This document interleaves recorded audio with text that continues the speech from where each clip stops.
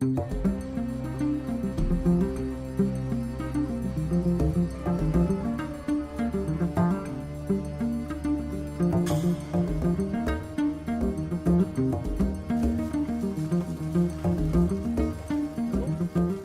on est un peu sur la... un peu stressé. Mais bon, c'est une belle reconnaissance. C'est une belle reconnaissance, on est très heureux d'être là. Un livre de recettes créé par Michel Villemur, Conversation gourmande avec Madame de Pompadour, est à l'origine de la venue de l'association Esprit Porcelaine dans les murs de l'Académie des Beaux-Arts. Quand j'ai fait ce livre, j'ai appelé Christian Couty, Michel Dumain et toute l'équipe, La Fabrique aussi, Daniel Bétoul. Et puis je leur ai demandé s'ils voulaient bien créer pour mon livre des assiettes. Ça a été un oui immédiat. Voilà comment l'histoire est née. Et puis après ça, eh bien, le livre s'est fait remarquer. On a remarqué que effectivement la porcelaine était là, des créations particulières pour le livre. Et à partir de là, le Journal du Parlement les a repérés. Et c'est ainsi qu'ils ont remporté cette magnifique Palme d'Or.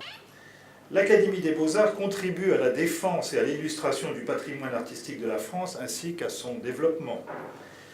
De par la vocation première de notre compagnie, nous partageons avec Esprit Porcelaine cette double approche qui consiste à conjuguer tradition et innovation. C'est une belle reconnaissance d'avoir cette palme d'or du Comité de France pour l'excellence à la française. On n'en espérait pas autant d'une association qui s'est développée en Limousin depuis 1984. Un parcours chaotique mais passionnant et acharné de la part de tous les créateurs d'Esprit Porcelaine. Fondé sous la 4e République, le Comité de France a toujours eu pour vocation de reconnaître et distinguer ceux qui contribuent notamment au prestige de la France, à la protection du patrimoine, à la sauvegarde de l'environnement, à la défense de la francophonie, surtout en ces lieux, ainsi qu'au rayonnement de nos métiers d'art et de tradition. Ce qui a beaucoup touché les membres du comité, c'est de voir l'alliance de la tradition et de l'innovation qui était parfaitement représentée au sein d'Esprit Porcelaine.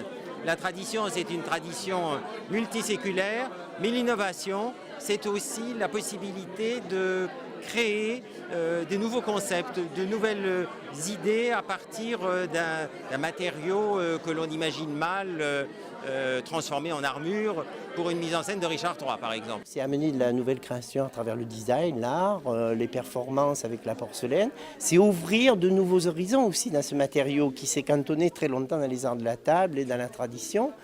Une belle tradition, mais je pense qu'aujourd'hui, il faut faire des choses différentes. Et l'ouvrir, c'est l'architecture, c'est des univers qui d'ailleurs avaient commencé à trouver une existence dans les années 20 et 30 à travers les fontaines, l'architecture et tout, puis qui étaient tombés un peu en désuétude parce qu'on a cantonné beaucoup ce matériau dans les arts de la table. Au niveau de l'innovation technique, nous la mettons en œuvre sur certains objets qui, par exemple, ont des prototypes qui ont été usinés, puis avec un travail de moulage par la suite.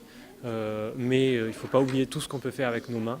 C'est pas parce que la machine existe qu'il faut renier le talent manuel. Et donc on a à la fois à Esprit Porcelaine des choses qui peuvent être travaillées avec des moyens informatiques ultra modernes, et puis des choses qui restent sur une dimension plus naturelle, plus sensuelle, plus organique. C'est une création qui date de 2 ans et en fait le travail de modèle en fait, a été effectué donc, par un principe de découpe laser sur bois. Et donc en fait la juxtaposition des couches après, c'est quelque chose qu'on a moulé pour vraiment créer le modèle ensuite réel en plâtre et travailler sur des techniques plus traditionnelles de coulage finalement. On est sur des épaisseurs de coulée entre 2 et 3 mm qui permettent vraiment une translucidité de la matière. Et c'est quelque chose que donc, on a travaillé autour de ce luminaire-là et qui pour ma part m'intéresse vraiment dans l'architecture, sur des éléments d'architecture. Je me souviens que quand je suis arrivé comme directeur de Sèvres et en plus directeur du musée Adrien Dubouché, j'avais déjà mesuré l'engouement qui était le leur, et je connaissais un petit peu leur travail, et cette force de territoire, et cette force à la fois de représenter une identité de territoire exceptionnelle, évidemment la porcelaine, mais de la porter non seulement sur le plan de la région, sur le plan de notre pays, mais surtout à l'international. C'est la reconnaissance d'une identité d'un territoire, mais pas fermée, un territoire ouvert sur l'extérieur, un territoire qui va sur le national, mais qui va aussi sur l'international, qui porte l'identité d'un pays. Et ça, c'est quelque chose d'unique, et c'est pour ça qu'il faut effectivement valoriser que ces récompenses servent aussi à montrer que l'exemplarité est tout à fait remarquable et qu'elle mérite encore une fois d'être soutenue.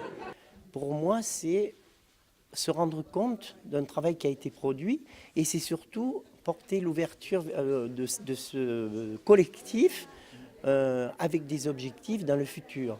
Et je peux dire que depuis 32 ans, Esprit Porcelaine n'a cessé d'innover, d'amener de l'innovation, de monter des expositions à travers l'Europe tout d'abord et le monde par la suite. Je trouve ici l'occasion de cette remise de la Palme d'Or du Comité de France, le symbole d'un combat qu'ensemble nous menons pour le rayonnement de cet art d'excellence qu'est la porcelaine de Limoges. Et